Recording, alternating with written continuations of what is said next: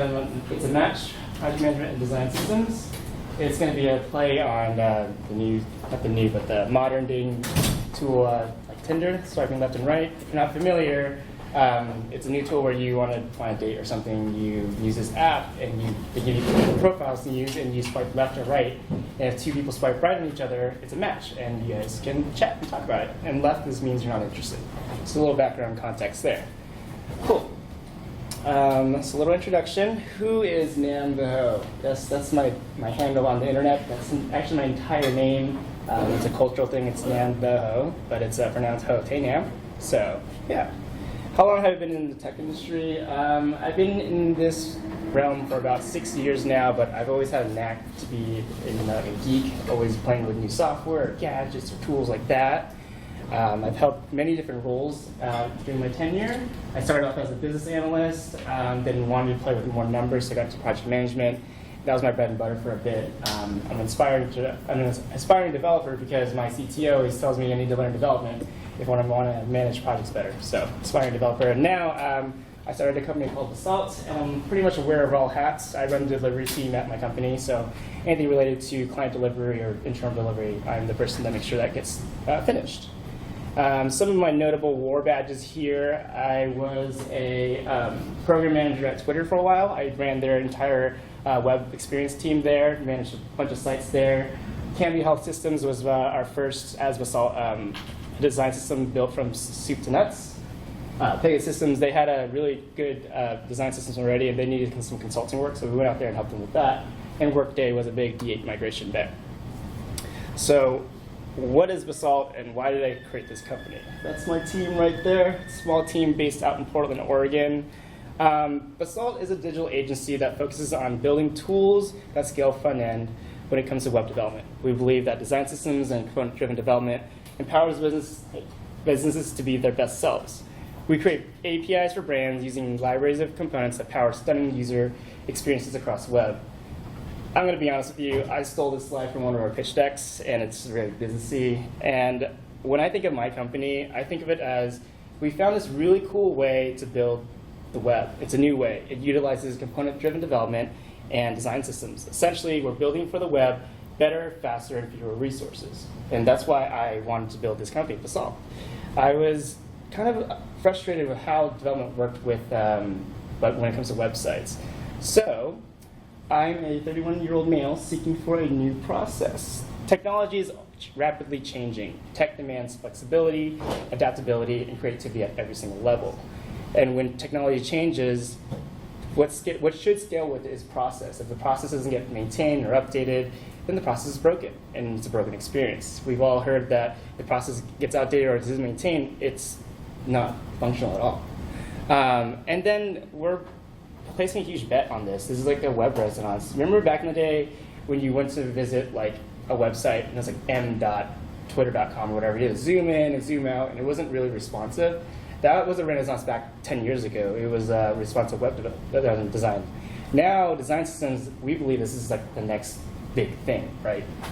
And then as for project managers, we have this cool opportunity to hold the wheel together with our teams. We have the design team and the development team, and the challenge for us is holding the team together and having them talk to each other. And so I was really frustrated with all these bad experiences when it came to web development, and I reached out to some friends, and I was like, hey, what do you guys think of this? Is there any new resources or any technology out there? And they're like, well, there's an app for this problem, an app recommended by my tech friends, and they call it the Online Dating for Web Technology, and it's called Dinder, forgive me. And so I downloaded it, and I set up the settings. That's a bug. It should say New York City. I don't know why it's still in Cambridge. But we set the distance at 50 miles. The web technology could be any type of web technology there, and anything within 2 to 20 years is what I'm looking for, right? And so let's just set this up, set up the preferred settings, and let it do its thing. Find some potential matches for me for new web technologies. While it's doing that, I want to talk about digital projects before. This is what my experience was before when I was managing projects at the big companies like Twitter and Workday and stuff like that. It always came down to this, let's build a website. You have this VP of marketing or some CMO that has a vision, an idea, or a campaign.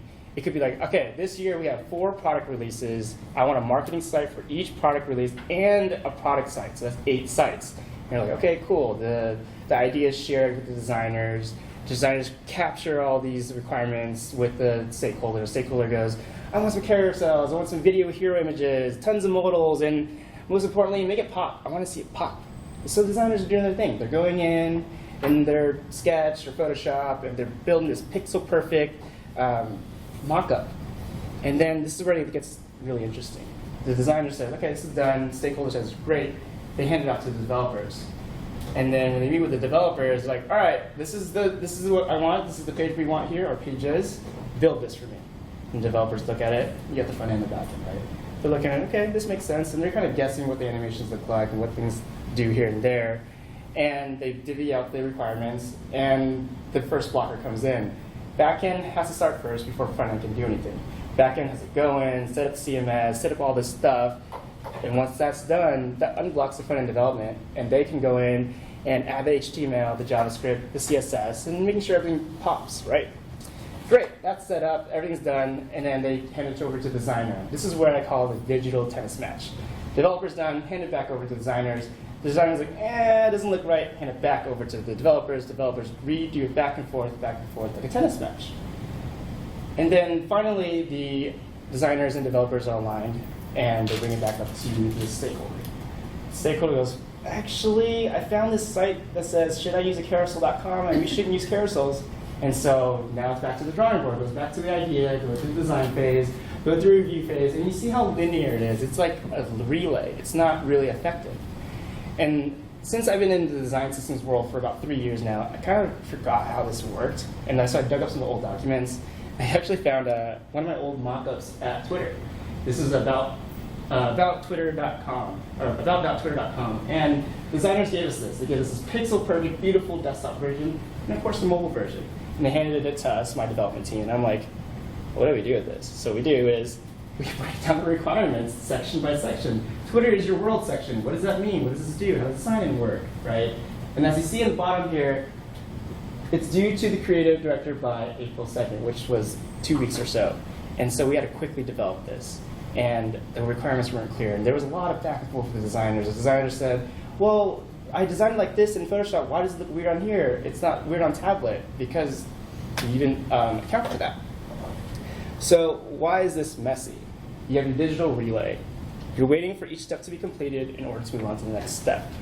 Consistency. Remember when the vision was 4 product releases and 4 marketing sites? That's 8 sites. You're having to maintain multiple sites and essentially recreating the wheel each time you spin up a new site. And there's technical debt. Remember that April 2nd deadline and we need to rush to get there?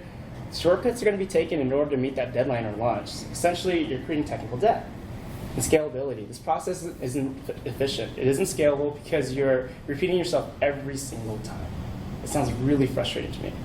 And now I wanted to find something better. So there has to be a better process for this. So let's go back. Hey, you made it. Let's go back to the Dinder app, right? Let's get swiping. So it's going. It's finding me some new technologies out there. I got a few potentials. First one's Joomla. Okay, it's a weird name. Has an interesting logo. Looks really like Google. It's friends with IKEA and eBay. It's kind of old. I'm gonna just swipe left on that one. React. Okay, I've heard about this. Facebook uses this. Sure, Facebook has some weird privacy laws right now, but it's a hot new thing that developers are talking about. I want to explore this a little bit more. Let's swipe right. And then you have Drupal. 18 years in the game, you have 10 plus friends out there. It's open source, and it seems like it's contributing back to the community, and Acquia helps out with that. I like that. Drupal sounds great. And then you got WordPress. Wow, 15 years and no one's really using that? What's going on with that? I'm not sure if I'm really interested in that, so let's go the other way, because WordPress. Design systems, new to Dinder, 3 years old. Okay, let's look into this a little bit more. This looks promising. So, I'm OCD and I love consistency. I've heard that word before, consistency. You want that same consistent pattern, right? I scale well with other web technologies. Sites nowadays include different technologies. They all want to play together, right? And lastly, I live in between development and design.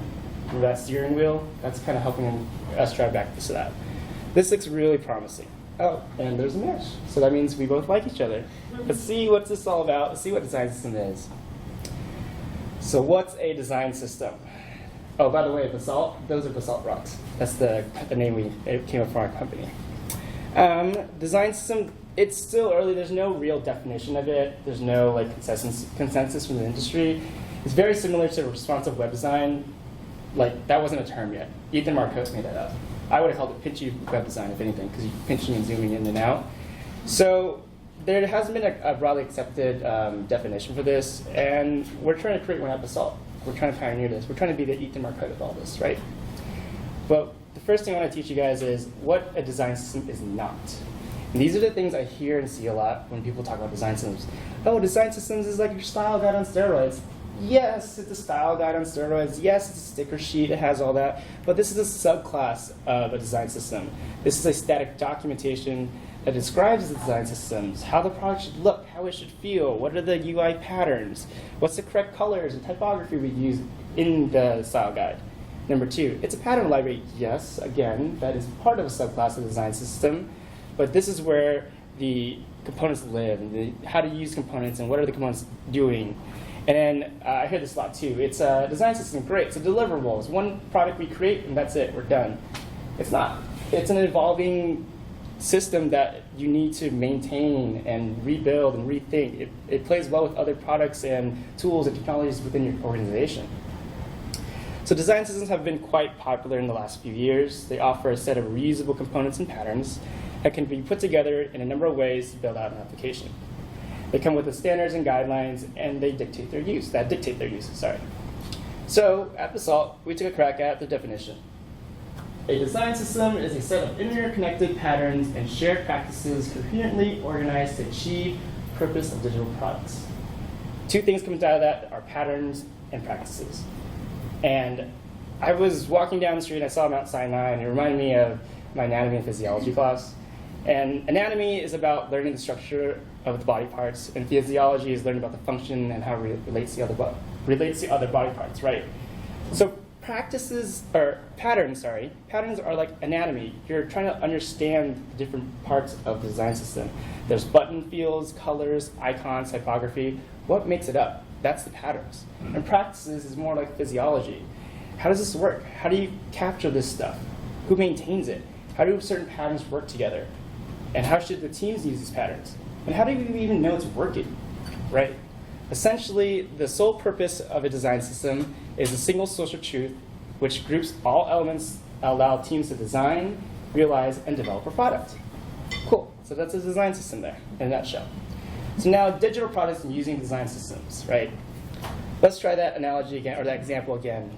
You got the website. This always starts with some sort of stakeholder, crazy vision, and gives the requirements to the designer. But this time, instead of giving the requirements to the designer, you're giving it to the design system team, which composes of your front-end developer, your back-end developer, your designer, your analyst, your QA person. They go and work together and review the requirements, and then build a mock-up again.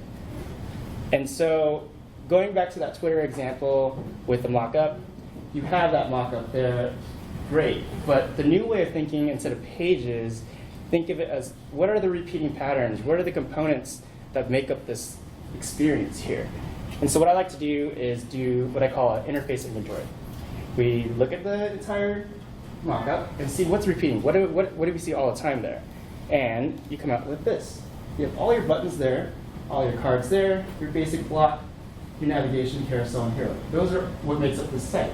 And those you can see are reused throughout all the sites across your organization. So when you have this interface inventory and all the components are kind of like sussed out, the next step is to grab one component. And I'm going to use a media block that we use on our personal website at Basalt. And it's a media block. It's this one here on the right. And when we look at it, it looks great, cool, but what makes it up? So how do you put together this media block?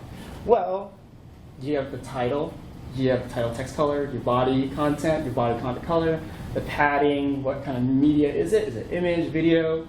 And there's the button. Okay, what's inside the button? It's pretty much like a component within a component, right? So within the button, you have the button text, the button CTA, call to action, and the button background color. Cool, that's the first part of defining the requirements for the component. Next up is define the variations for it. Sure, that one media block is great, but what happens if you want to have different colored titles? Or if you want the media block to be on the left, or the right, or the top, or the bottom? Or if you define the different variations when it comes to padding, because not all pages are going to be the same. So once you have the basic requirements for the media block or your one component and you define all the variations, that's basically your requirements right there when it comes to building sites. You have your build tickets, your style tickets, your implement tickets. This is where things are different from the previous time. Remember the whole relay of design going to developers and they don't talk to each other? Well, this is where it's different. Instead of having backend finish up the requirements and blocking the front end, backend can go and build the functionality and able to create, read, update, and delete content. This is all viewable in the CMS. While they're doing that, the front end can work with the designers and build out this component in the design system using dummy data, using CSS, HTML, and JavaScript.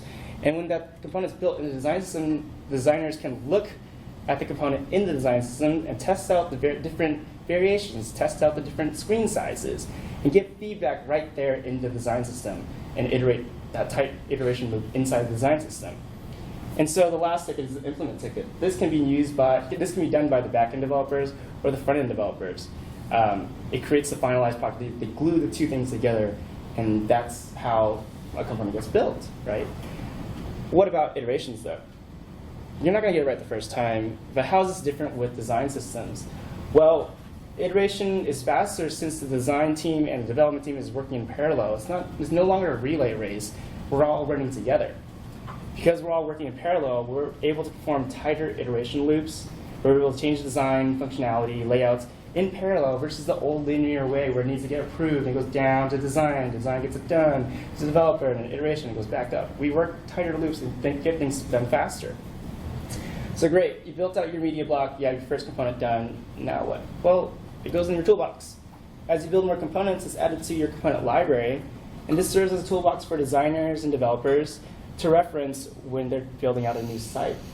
So we have that one first marketing product launch, right? We built the site, we have maybe 6 components in there. And next product launch, why reinvent the wheel? We can look and reference what's in our component library, what was used before. Let's just change up the colors or change out things that worked out, but the essential basic foundation is still there. So how is this beneficial, right? Maintainable. The maintainability. You spend less time and effort on basic brand management, such as like visual regressions or updates to the brand, and then you can understand the performance, where design efforts are leading to better outcomes or where design efforts are falling short. And then you're able to be more flexible and responsive to your customer needs. Consistency. This is my favorite. This is my biggest thing, maybe because I'm super OCD. But you reduce design debt. You don't have to keep rebuilding that media block over and over again. You can define variations of it. And then you promise brand safety. You have the defined colors already. You have the defined typography and design tokens. No longer do you have to grab that eyedropper tool to get your company color. It's defined in your design system already. You don't have to think about that. And since everything's consistent across your sites, the experience is the same, so the customers will know how to use your site or how to use your product or whatever, because it's consistent. Scalability. You can focus on creation of new features and experiences more. You deliver additional brands or sites more quickly and efficiently because you have your toolbox to refer to. You can quickly spin up a site.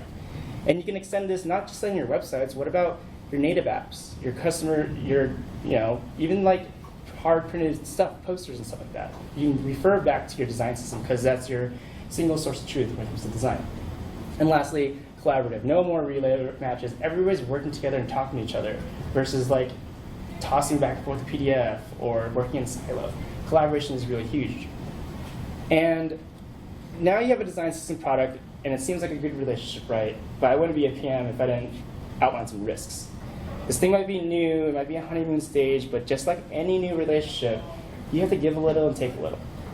And you have to be willing to change. And across these 3 stakeholders, I hear a common thing where they say, why this?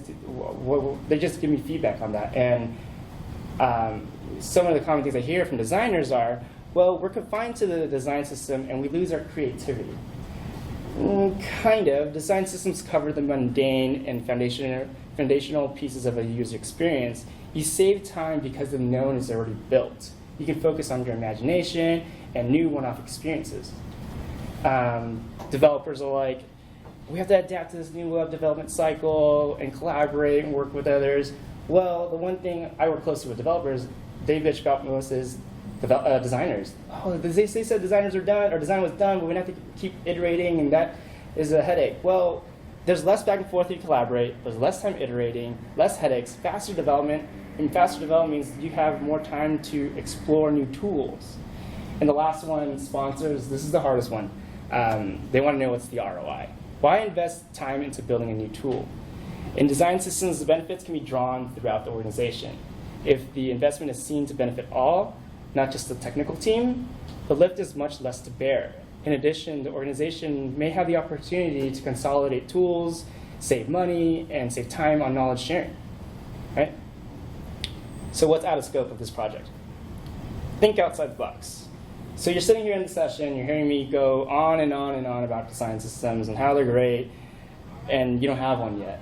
Well, the beauty of this, and maybe the one key takeaway I want to leave with you guys is design systems is a philosophy that's just not in a product or technology. It's everywhere around us. Have you guys been to IKEA? It's super modular there. You have your mom bed. Well, there's also a mom's nightstand. There's a mom dresser. It's very componentized there. So we live by these things at Basalt: reduce, reuse, recycle. Reduce. Find ways to simplify your process and get rid of things that don't work. Look at all the processes you have in place. What's old? What's new? Look at all the components you have. And look at your component library and bring it back. Like, does this carousel bring you joy? If it doesn't, get rid of it. Reuse. Find processes that work great for you. Awesome. Use that strategy along your organization and see how that can be applied to other departments or teams. Recycle. See how the process can be improved. Find the weakest link. Adjust. Iterate. And try again. Test and adjust. I call this like the QA web development, right? Ideas change and refine like every relationship. Be ready to continue iterating, evolving, and grow. So you're wondering how my relationship is with design systems after we've met. Well, it's been 2 years now, and 2 years now. I'm happy to let you know we're expecting. Its name is Knapsack. It's an open source tool that we built. It's a framework that it's a framework we developed to provide a tool for designers and developers to have a place to view their work, whether it's visual or code. And along comes with it is a cool feature called Page Builder. And it's a prototyping feature. Check it out at knapsack.basalt.io. Sweet. I know we're really tight on time. I'm happy to answer any questions how much time we have. If not, find me outside and we'll chat a little bit more. Cool.